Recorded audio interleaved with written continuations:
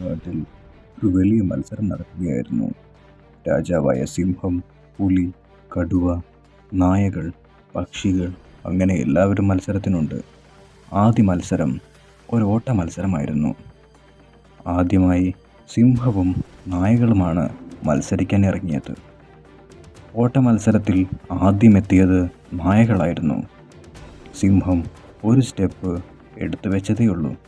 ഇത് കണ്ടുനിന്ന മന്ത്രിയായ കുറുക്കൻ സിംഹത്തോട് ചോദിച്ചു, "അല്ല രാജാവേ, എന്തുകൊണ്ട് അങ്ങയ്ക്ക് മുന്നിലെത്താമായിരുന്നിട്ടും അങ്ങ് ഒരു സ്റ്റെപ്പ് മാത്രം എടുത്തു വെച്ചു?" അപ്പോൾ സിംഹം കുറുക്കനോട് മറുപടി പറഞ്ഞു, "ഇവിടെയും ജയിച്ചത് ഞാൻ തന്നെയാണ്.